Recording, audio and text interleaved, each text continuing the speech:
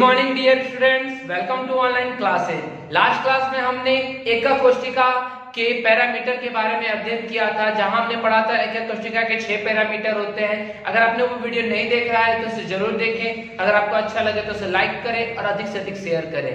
यदि आप हमारे चैनल पर नए हैं तो इसे सब्सक्राइब कर ले, जिससे आने वाली वीडियोज आप तक सबसे पहले पहुंच सके। तो आज का जो हमारा वीडियो है वह है एकक कोष्ठिका में अवयवी कणों की संख्या। जो टॉपिक है वो क्या है? एकक कोष्ठिका में अवयवी कणों की संख्या। तो हम लोगों ने पिछले वाले वीडियो में पढ़ा था एकक कोष्ठिका 4 प्रकार की होती है। पहला आद्य एकक कोष्ठिका, दूसरा अंतः केंद्रित एकक कोष्ठिका, तीसरा फलक केंद्रित एकक कोष्ठिका, चौथा हम लोगों ने पढ़ा था अंतः केंद्रित एकक कोष्ठिका। मैंने वहां पे बताया था कि आपको आगे के टॉपिक में केवल 3 पढ़ने होंगे। पहला, दूसरा और तीसरा पढ़ना होगा। मतलब पहला कौन सा था हमारा?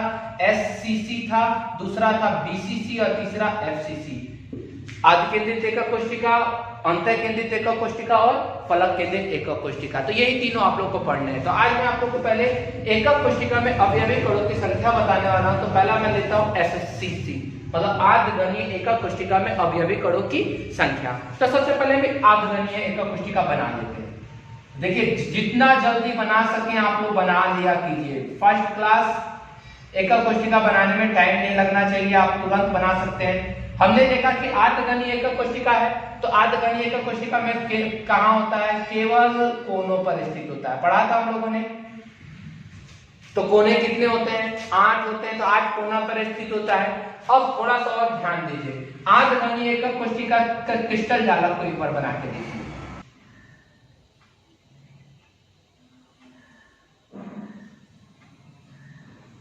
साफ बनना चाहिए, बस इतना याद रहे, साफ बने और जल्दी बने, क्योंकि टाइम ज्यादा नहीं रहता है हम लोग के पास। ठीक है, ये बीच का पार्ट है, ये पार्टीशन, ये बीच का पार्टीशन। ठीक है, आपको मन नहीं कर रहा है डैश से भरने का, इसको डैश से भरने का मन नहीं कर रहा है तो आप सीधा डायरेक्ट भरिए, कोई बात नहीं है। ये भी काटा नहीं जा सकता। यहाँ से बिल्कुल सीधा नीचे आएगा ये पार्ट बीच का, फिर ये वाला पार्ट है बीच का, इससे ऐसे मिला, फिर ये वाला पार्ट इससे मिला, ये वाला पार्ट नीचे गया, ये वाला पार्ट यहाँ से यहाँ गया, ये वाला पार्ट यहाँ गया, और ये वाला पार्ट जो बीच है ये इससे मिलेगा, ये वाला जो पार्ट है वो इससे मिलेगा। ठीक है, एक और बच रहा है, एक ये वाला पार्ट इससे मिल गया। तो आप बिल्कुल ध्यान से देखें तो ये हमारा क्रिस्टल जालक बन गया। इस क्रिस्टल जालक में अगर हम बीच में कोई केंद्र में अगर कोई भी अगर एक अणु ले रहे हैं, एक कण ले रहे हैं, तो ये कण कितने घन से जुड़ा होगा? अब सपोज कीजिए कितने घन से जुड़ा होगा। तो ये वाला जो कण है वह 1 2 3 4 5 6 7 8, मतलब कितने एकक कोष्ठिका से जुड़ा हुआ है? 8 एकक कोष्ठिका से जुड़ा हुआ है। मतलब कि एससीसी में कोनों पर केंद्र होता है और प्रत्येक कोना पर जो कण होता है वह 8 घन से जुड़ा होता है। अर्थात यहाँ पे कितना हिस्सा बचेगा? मात्र 1/8 हिस्सा बचेगा, क्योंकि 8 से जुड़ा हुआ है तो 8 को बराबर बराबर बांट देगा।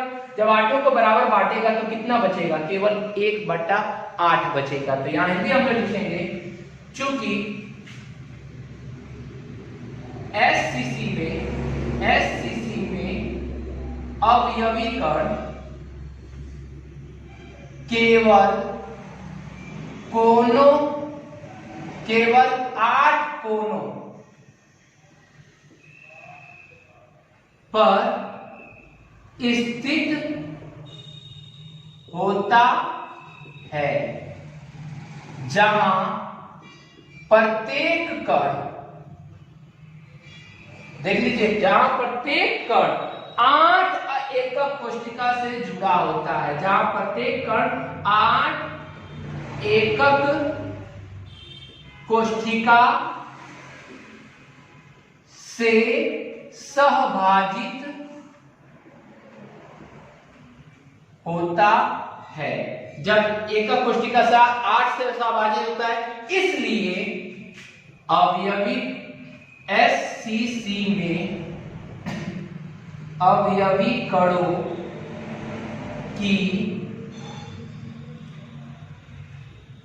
संख्या बराबर क्या हो जाएगी भाई? अवयवी कणों की संख्या। तो कितने थे कण? तो 8 कोना पे थे, तो 8 गुणे एक कोना पर कितना भाग था, तो 1/8 था, क्योंकि 8 को घन जुड़ा हुआ है एक कोना पर, तो एक कोना पे 1/8 हो गया। और कितना कोना है, 8 थे, तो 8 गुणे 1/8 बराबर 8 एकम 8, कितना हो गया, 1। मतलब एफसीसी में अवयवी कणों की संख्या कितनी होती है, तो 1 होती है। चलिए अब नेक्स्ट है अंतः केंद्रित एकक कोशिका, मतलब बीसीसी में अवयवी कणों की संख्या। तो बीसीसी आप लोगों ने जाना था कि बीसीसी में कण जो होता है वह केंद्र वो कोनों के अलावा उसके अंतः केंद्र में स्थित होता है। अगर उसकी संरचना हम लोग बना के देखें तो बिल्कुल आराम से फिर एकक कोशिका हम लोगों ने बना दिया। ये लीजिए एकक कोशिका बन गई, ऐसे ही बना था एकक कोशिका, याद आ रहा होगा आप लोग को, ठीक है।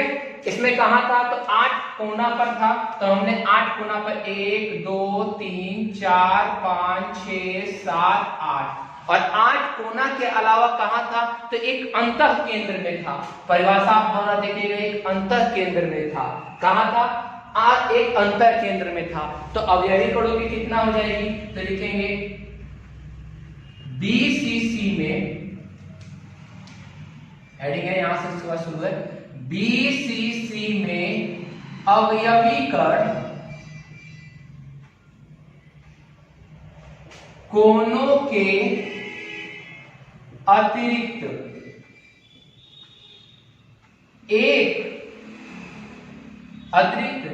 अंतः केंद्र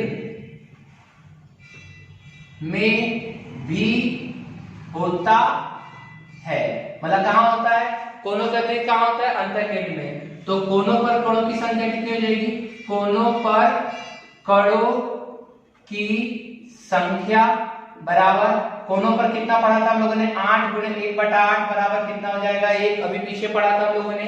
और कोनों के अलावा एक बीच में है, तो अंतः केंद्र में कणों की संख्या, अंतः केंद्र में कणों की संख्या, तो अंतः केंद्र में कणों की संख्या कितनी है, तो 1 है, जो उसके बिल्कुल बीचों बीच है। तो वो किसी को सहभाजित नहीं कर रहा है, क्योंकि ये इधर से भी बीच में, इधर से बीच में, ऊपर से भी, कहीं से भी बीच में है, तो वो किसी के साथ बंटवारा नहीं कर रहा है। जब बंटवारा नहीं कर रहा है तो अंतः केंद्र में कितना होगा, तो 1 होगा। अतः बीसीसी में कुल कणों की संख्या बराबर कितना आ जाएगा, यहाँ 1 और फिर ये 1, कितना आ जाएगा, 1 कितना आ जाएगा, 2। अर्थात बीसीसी में अवयवी कणों की संख्या कितनी होती है, 2। अभी हम लोगों ने पढ़ा एससीसी में कितना, 1, इसमें कितना, 2। इसको उतार लीजिए। अब हम लोग तीसरा देखें। चलिए अब नेक्स्ट है हमारा फलक केंद्रित एकक कोशिका, मतलब एफसीसी में कणों की संख्या। तो एफसीसी की परिभाषा आप लोगों ने पढ़ी थी कि एफसीसी में अवयवी कण कहां होते हैं, तो कोनों के अतिरिक्त उसके फलकों के केंद्र में होते हैं। तो इसका एक चित्र हम लोग बना लेते हैं बिल्कुल स्पीड में। एक ये रहा हमारा, 2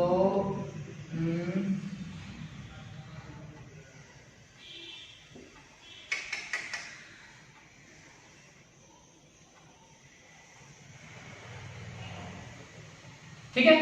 हम लोगों ने एक एकक कोशिका बना दिया। अब इस एकक कोशिका में हम लोग को एफसीसी को दर्शाना है कि एफसीसी में कहां कहां होता है। तो एफसीसी का हम लोगों ने पढ़ा था कि एक कोना, 2 कोना, 3 4 5 6 7 8 कोना पे तो होता ही है। कोनों के अतिरिक्त कहां हम लोगों ने पढ़ा था, तो उसके फलक के केंद्र में होता है। तो आप बताइए फलक कितने होते हैं, तो घन में फलक कितने होते हैं, 6 फलक होते हैं। तो 6 फलक में पहला फलक ये ले लेते हैं, तो इस फलक में बीच में 1, यहाँ वाले फलक में 2, यहाँ वाले फलक में एक ये वाला 3, एक यहाँ वाला फलक 4, एक यहाँ उसके पीछे वाला फलक 5 और एक आगे वाला फलक, एक आगे वाला फ्रंट फलक 6। मतलब कितना गोला हो गया हमारे पास, 6 गोला फलक में हो गया। तो आप फिर ध्यान से देखिए, फिर लिखा जाए इसके बारे में। एफसीसी में अवयवी कण 8, चाहे अवयवी कण कोनों के अतिरिक्त कहां होता है, कोनों के अतिरिक्त फलकों के केंद्र में भी होता है। कहां होता है, फलकों के केंद्र में भी होता है। तो हम लोग पहले कोनों पे तो इसलिए कोनों पर कणों की संख्या, अवयवी कण लिख लीजिएगा, अवयवी कणों की संख्या बराबर कितना हो जाएगा 8 गुणे 1/8 बराबर कितना हो जाएगा 8 एकम 8 1 हो जाएगा। और फलकों, तो फलक कितने होते हैं, तो 6 फलक होते हैं, पढ़ा है आपने। तो 6 फलकों पर अवयवी कणों की संख्या। अब थोड़ा सा दिमाग लगाइएगा, मैं आपके सामने एक और फिगर बना रहा हूं, तो आप लोग ध्यान से देखिए और उस फिगर को देख करके मुझे बताइए। मैं यहां पे एक आपके सामने घन बना दिया, ठीक है।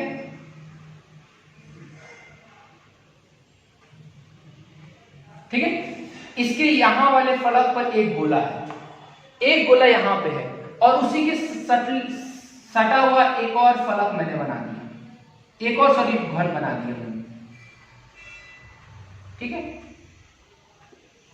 अब बताइए यहां जो गोला होगा वह कितने के पास जुड़ा होगा, एक इधर वाले पे भी जुड़ा होगा और एक इधर वाले पे भी जुड़ा होगा, दो जगह ना जुड़ा होगा, यहाँ बीच में है तो इस वाले फलक पर है, ये वाला पार्टीशन के बीच में, तो इधर वाले पे भी जुड़ा होगा और इधर वाले पे भी जुड़ा होगा, मतलब यहाँ पे भी, इसमें भी जुड़ा है और इसमें भी जुड़ा है, मतलब फलक के केंद्र में होगा तो कितने फलक से जुड़ा होगा, तो एक गोला 2 फलक से जुड़ा होगा।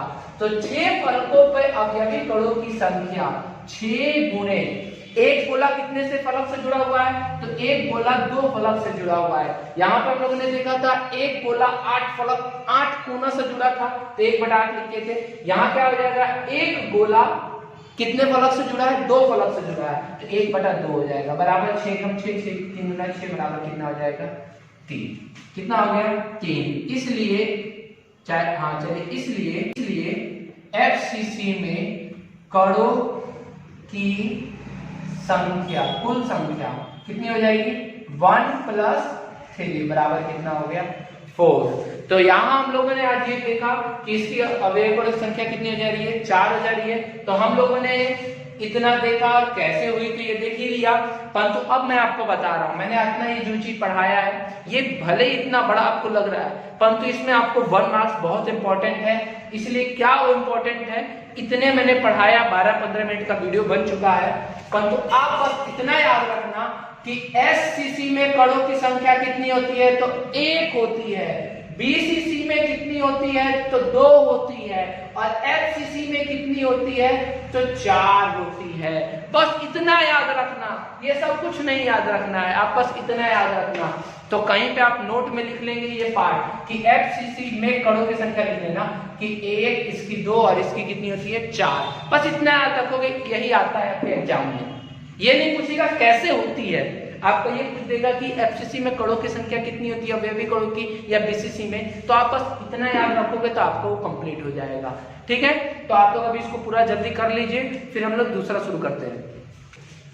चलिए हम नेक्स्ट टॉपिक देखते हैं। नेक्स्ट टॉपिक हमारा है उपसहसंयोजन संख्या, कोऑर्डिनेशन नंबर। ये क्या होता है, तो किसी एकल कोशिका में एक कण के निकटतम कणों की कुल संख्या को उपसहसंयोजन संख्या कहते हैं। मतलब किसी भी एकल कोशिका में कोई एक कण है और उसके पास में जितने भी कण होंगे उनकी संख्या को उपसहसंयोजन संख्या कहते हैं। जैसे के तौर पे अगर हमारे सामने किसी एकल कोशिका में कण ऐसे बना हो, ठीक है, तो एक कोई कण ले लीजिए, ये कण ले लेते हैं। ये कण कितने से जुड़ा हुआ है, ये कण इससे जुड़ा हुआ है, इससे जुड़ा हुआ है, इससे जुड़ा हुआ है, इससे जुड़ा हुआ है, तो इस 3-4 से जुड़ा हुआ है, 4 से जुड़ा हुआ है, तो इन चारों के मतलब इस एकल कोशिका का उपसहसंयोजन संख्या कितनी हो जाएगी, तो इसकी उपसहसंयोजन संख्या कितनी हो जाएगी 4 हो जाएगी। अर्थात कोई एक कण आसपास के जितने कणों से जुड़ा होता है उससे उसकी उपसहसंयोजन संख्या कहते हैं, अर्थात CN कहते हैं। अब बोलिएगा ये कैसे हम लोग को प्राप्त किया जाता है, तो अभी हम लोग नेक्स्ट टॉपिक पढ़ेंगे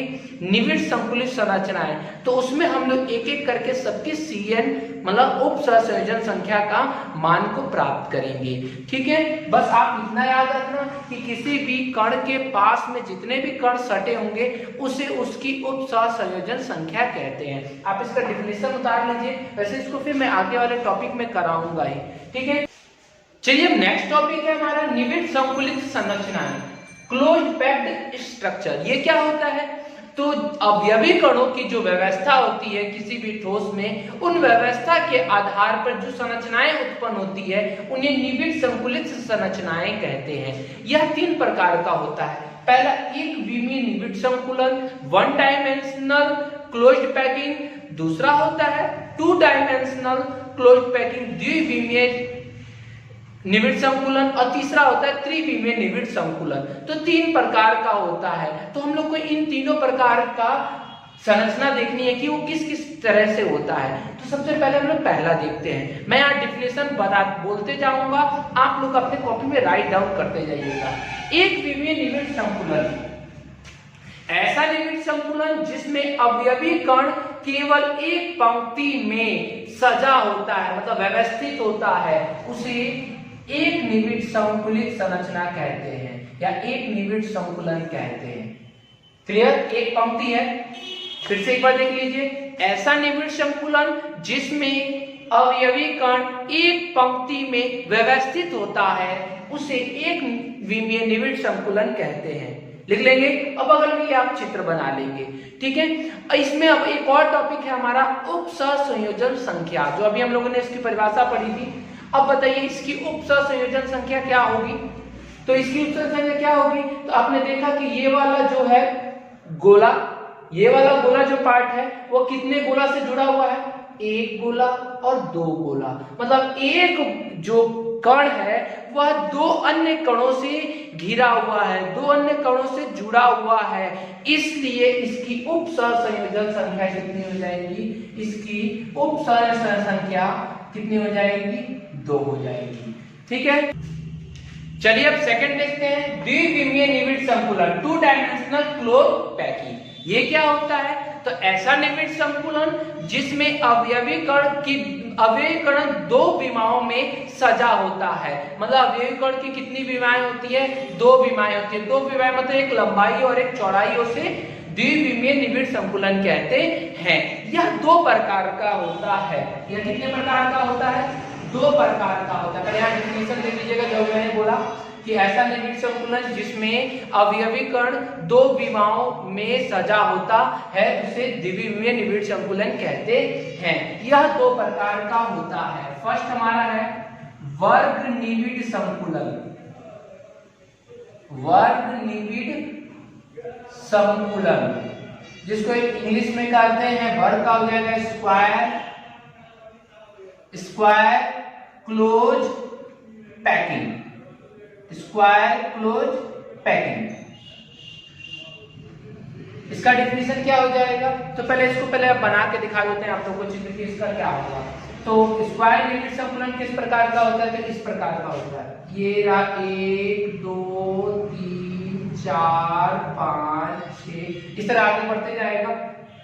1 2 3 4 5 6, ये भी आगे बढ़ते जाएगा।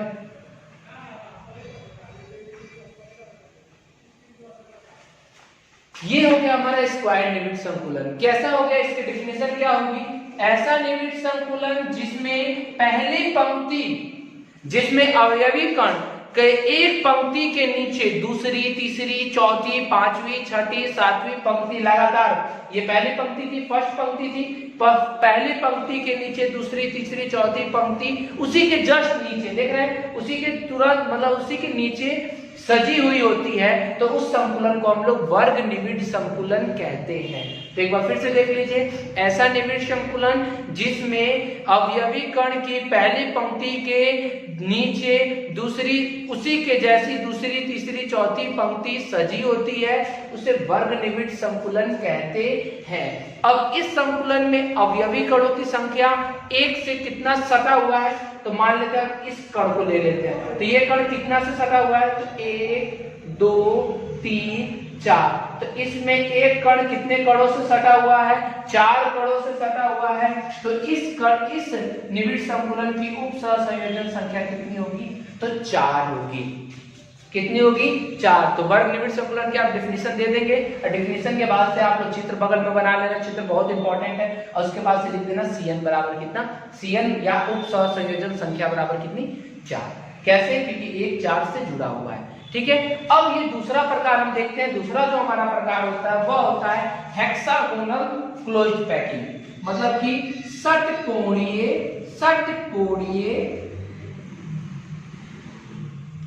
निबिड संकुलन।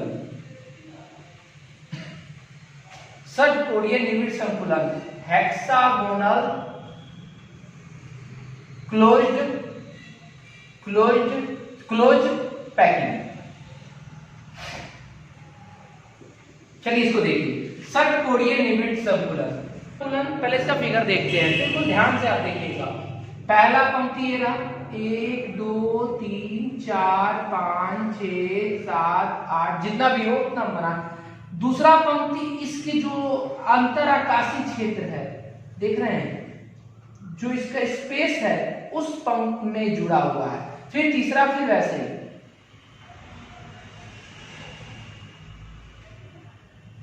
पहले जैसा।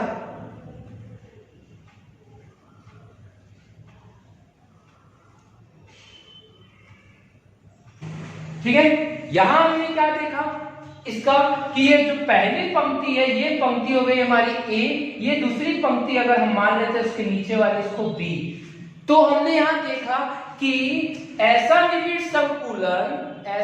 संकुलन जिसमें पहली पंक्ति